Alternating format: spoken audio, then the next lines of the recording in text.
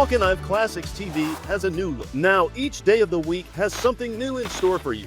Tune in Mondays to watch Briefing Room Monday War Dramas. Tuesdays, you can still catch all the classic movies from years gone by. And brand new is our Western Wednesdays every week. Thursdays are classic Vault TV shows all day long. Grab a spot on the couch and have a sci-fi movie and a pizza each Friday. Super Saturday cartoons for your kids. You will be reliving the morning TV you grew up with all day long. Each Sunday is our Southern Gospel Day of Worship. All of the worship music you know. And we now have Billy Graham each week at 10 in the morning and 7 in the evening. Watch online at Talkin'IveClassicsTV.com or anytime on our Roku and Amazon Fire TV channels. You can still catch our Talkin' Ive show with Lamar Bearden, new every Tuesday and Thursday at 7 in the evening. Welcome back to Talkin' Live.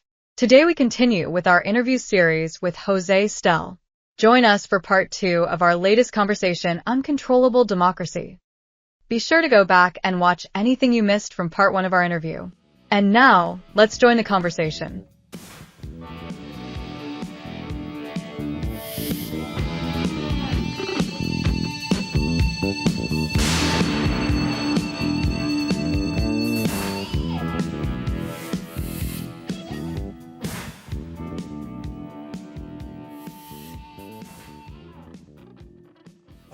So he says, okay, this thing has happened, this political partisan train wreck, constitutional train wreck that we have, occurred under the current Constitution, right? So what's wrong with the Constitution? How can we eliminate the idea that once elected, you can do whatever you want, which is basically what, people, and you can watch this every time there's a new Congress, new Senate, or new senators are sworn in, they take the pledge that they are going to work for the Constitution or so forth. They're going to defend and protect the Constitution. And then when you go and see what they're doing every day, what they're voting for, you realize that a lot of what they do is unconstitutional, right? Yes, and I was thinking as you was talking about the waste and deficit. When I did this AI with Abraham Lincoln, and I asked him about taxpayers, the taxpayer money, he indicated that the taxes for our country, for our people, was to protect this country from inflation by managing the money that we collect and spending it on the American people, and the military. Okay, spending it on the American people in which way? And tax money. I know. Yeah, instead of giving it to other countries, bringing people into this country. Okay. But he was okay with bringing people to come to this country, but he was against spending money wastefully to support them, to support other countries, other people that should prepare their own. See, other countries depend on America now. That's why our tax dollar is so messed up. That's why we have no, we don't have no money to spend. And because of the waste. And basically what I understood by the AI I did, and those exact words that Abraham Lincoln said, was for our democracy to take care of our own people, not to waste money on others, except when we may have had it to spend. right? But it was made Our tax dollar was made to take care of our own people. Right. Support the poor here, support the unfortunate, support the ones that have not, they have a job but they're not drawing enough, they're working hard, they're working 2 jobs. That is what I understood from the exact words of Abraham Lincoln. Okay. I don't know if that covers the whole idea. Let's see how Hayek solves this problem, right?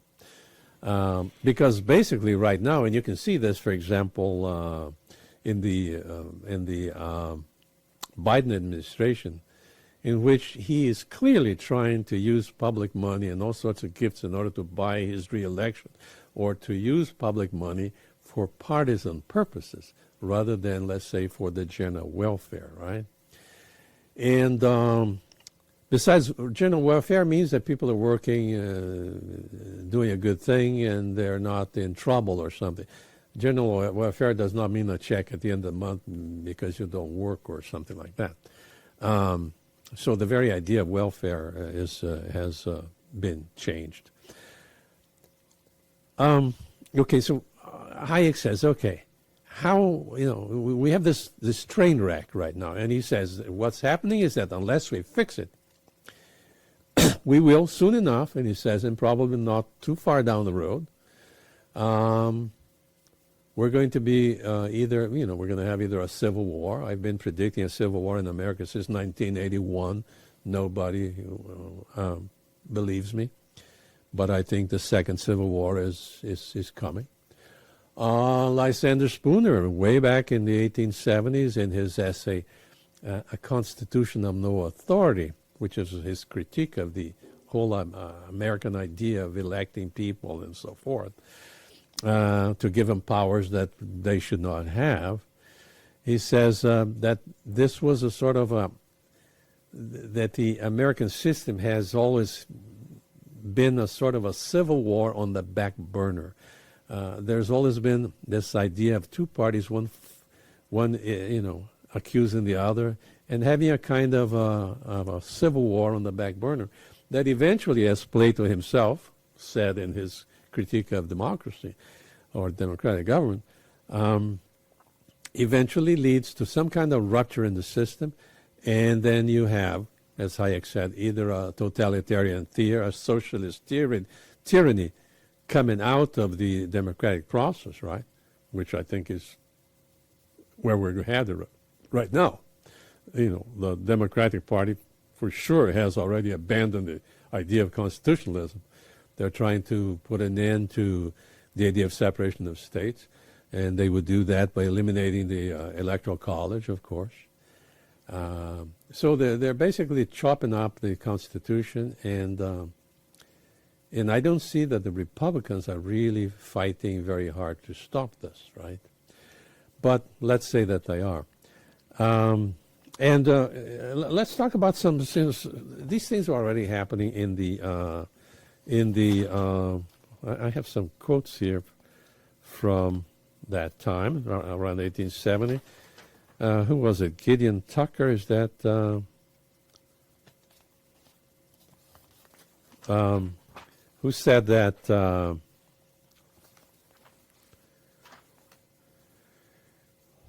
that there is...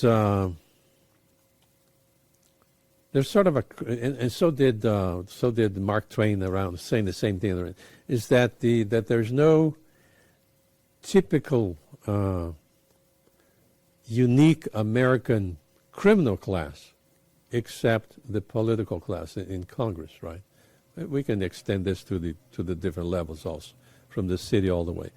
And my take on all of this is that, as I think I've said before here, that Americans don't notice it, but they are already living in the road to serfdom. The system of oppression is already here.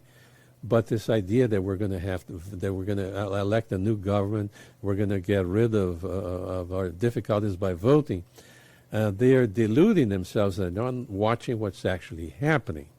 which is that nothing really changes. I mean, way back in 1947, one political scientist already said that the idea that you have a choice or that you can vote correctly or incorrectly, let's say if you vote correctly, it would be Republican, if you vote incorrectly, it's the Democrats or vice versa, says none of this is true because the people are working out there. They're distracted. They are also distracted by the very propaganda that the political parties and elections throw out at them.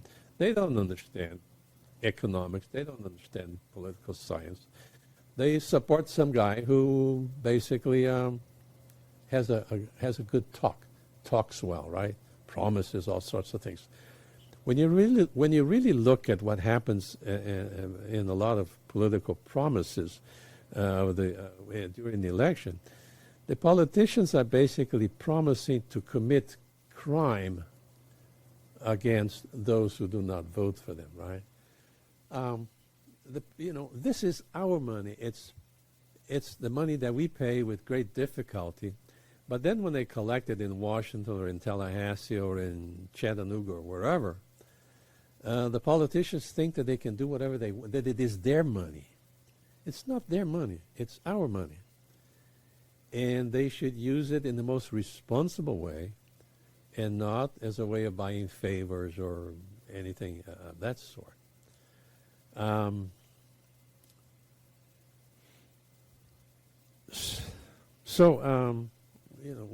We are running into the question of justice here. And let's go back to something I probably said before, which is, okay, let's define we've already started defining how democracy works in practice, not in theory. Theory is beautiful, right? The people are in control of stuff, right? They are never going to be put on the road to serve them. They're not going to enslave themselves. Yes, they will. Plato, well back in his time, already said that people have a tendency to like tyrants. They like strong men, right? We shouldn't be thinking, for example, that Mussolini or Stalin or Hitler, for example, were hated by the people and were oppressing the people. Well, no, says Hayek. No, says Plato. The people, there's substantial support for them, right? People actually believe what they're saying, and they actually support it. So that even a regime like Hitler's or Stalin's or North Korea are actually, literally speaking, or a monarchy, democratic regimes, because there's at least 51 or so percent of the population who are in favor of it, right? So democracy doesn't just apply to the United States or these sorts of systems we have today. It's everywhere, and it's ruled throughout history. For example, through religion and belief in the gods, the ancients, through their priests, governments through their priests in the old days, made people believe in particular things that, the emperor or the king was in connection with the gods. He was a representative of the gods, or he himself was a god, right? Yeah. And, well, people believed in it, so it was democratic. Ancient Egypt was a democratic system. The Aztecs and the Incas were democratic also, because the great majority of the people, led by the idea that the king, is a god or is in connection with the gods, and is bringing all these blessings of the gods to them through his actions. This is all democratic, right? We can't say that democracy is what we have. Okay. Let's talk about definition of socialism here, which is something that is absolutely necessary, because people don't realize, and here anywhere, and let's talk about the situation here in America, people don't realize that something that was pointed out by Ludwig von Mises, for example, the great economist. He says, forget the politics and everything. Look at what's happening, for example, in the amount of legislation that's coming out of the government. And remember for example, that every law that's passed in Washington or here in East Ridge, Tennessee, or anywhere, means that it has to be implemented, right? It has to be put into practice in order to act, to have any kind of value, right? Or any force. Well, people talk about the growth of the state, right? That we have too much government, we have too many bureaucracies, too many agencies. Well, where do these agencies come from? They didn't elect themselves. They were put there by our politicians in Congress, and the monies were automatically appropriated because every day when they pass a new law and they send it out to a particular branch of the government, any department of the government, any ministry of the government, it has to be put into practice. So you have to hire more people, right? You have to create more agencies. You have to create more administrators and assistant to the administrator, and then assistant to the assistant. I'm thinking of, for example, in Brazil, when I went to the state's welfare office there, and in top of the elevators, there's the whole hierarchy in that building. It's got all kinds of things. It's the president and the assistant of the president and the assistant to the assistant and the vice this and the vice that, and it's just the whole thing. All of them doing what? Pushing paper or implementing whatever law it is. Who's paying for it, right? The people are paying for it in taxes and ever mounting taxes, right?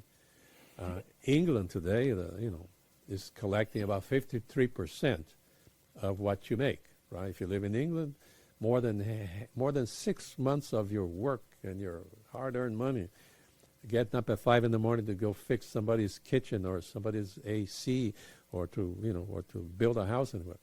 6 months actually working for the man, as the slaves used to say, and only less than half to bring home some money for themselves and their family, right?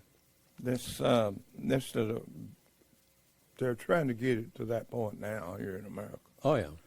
But not 50, 60, but more, I think. Yeah, I think that when you look at the whole tax burden on the American citizen today, it's, if you read what the economist said, well, it's around 43 or 44% or something. I think it's more than 50, maybe as much as 55, right? In Brazil, it's 76 under the current government, right? So, yes, Americans are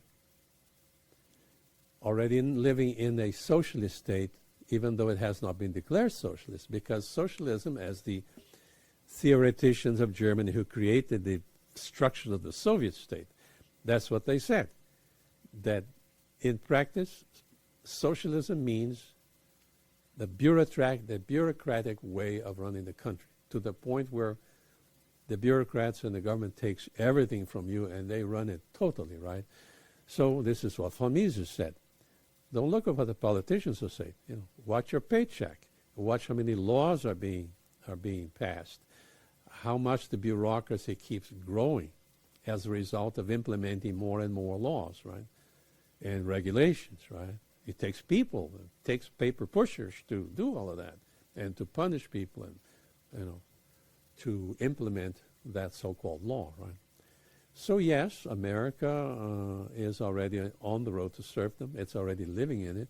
Americans are basically, by the socialist definition here and democratic definition, an oppressed people, right? But they don't notice it, because the illusion that democracy and voting and having new administrations are going to solve their problem is actually false. They're living in a dream, right? Maybe that's the new American dream. It's no longer buying a house and a little piece of land, which is what the American dream used to be. The American dream of today is is being asleep and not watching what's actually happening, and then believing that some new politician, some new party, or some new election is going to solve them. No, the problem it cannot be solved. This is what I lost my job at the university for saying this during Constitution Week before professors and students. I said that America has no future. It's over, right? It looks that way. Unless we have a new, what Hayek says, an institutional reinvention. We have to reconstruct the constitutional system, and it's not just a question of patching things up here and there with some laws here and there. We need a new way of governing, a new way of thinking about government, and about the neutrality of justice and the integrity of the state. I'm very much, the greatest defender in the world of the idea of the integrity of the state. What we have is not a state. We have a pseudo-state, a state that has been overrun and taken over and invaded by the politicians and their supporters. The organized interests of all sorts. It could be American Dental Association, the Builders Association, the banks. The big banks. The socialist lawyers of America. All of these people working together have created a system that is actually working tremendously against the people, right? Remember that the total tax burden of the U.S. around 1910 was about 8%. Today's 50 or more than 50%, okay? And at that time, the United States was discovered that it was the most richest and most powerful country in the world, even though it had all kinds of other problems, right?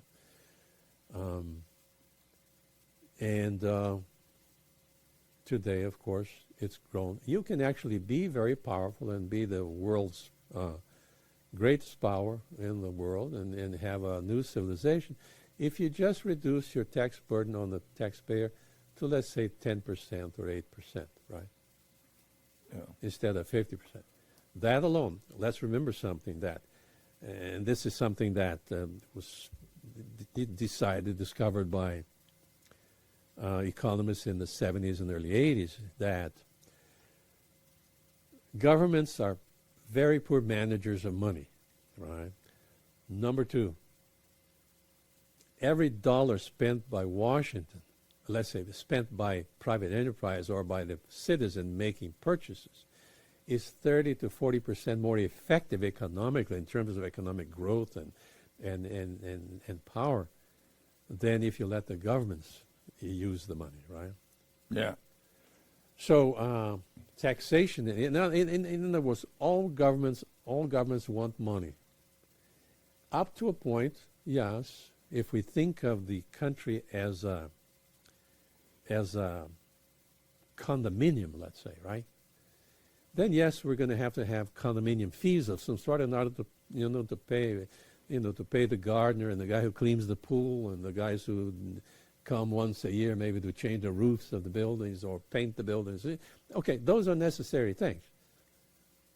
But that would probably, I think America could probably survive and be much better in a very short period of time, overtake China by leaps and bounds, if it simply reduced its tax burden by, let's say, to 10%. Let's say even 15%, which is what I think Milton Friedman suggests is 16%. All right, so let's make it 16. Okay, but in order to do that, you have to simply put an end to the Department of Education. You have to put an end to all these agencies of different types. You have to consolidate maybe the ATF and the CIA and the FBI into some sort of smaller organization or something like that. And then you have, of course, subsidies for agriculture, supposedly to, even in Iowa, the small farmers say there, well, we don't want this $15,000 or $20,000 a year. I lived in Iowa for 3 years. And they say, well, this is, don't give it to us, reduce the taxes. We actually don't need this money in order to make agriculture work better. But the government, in order to buy their support, the politicians vote for the subsidies, and so they take the money. Makes them richer, wealthier, better off. But who's paying for it? The rest of the population. And where does a chain actually break? At the weakest link, right? Who is the weakest link? The homeless person, the person who the woman who cleans your house every day, or those who clean our bathrooms, and stuff, and who sweep the floors of our hospitals. Those are the ones who are actually the weakest link, and then in a sense are actually suffering the most. So, yeah, let's reduce let's call it, Hayek calls this a containment of power. Now, in order to do this, we're probably going to have an American Revolution here, and it's not going to come, or a civil war or something. But in other words, the current system, the two-party system, the way we do everything, so-called politically, which is not political, it's all partisan, without real concern for the common interests, right? The public interest. Everything is done for re-elections and for personal gain, and to buy favors and stuff, horse trading, all kinds of things. I'll build. I'll pay. I'll vote for your. Thanks for joining us today. You've been watching part 2 of our very insightful interview with Jose Stelle. Don't miss it as we continue our discussion in part 3 of our conversation. Next time, right here on Talkin' Live.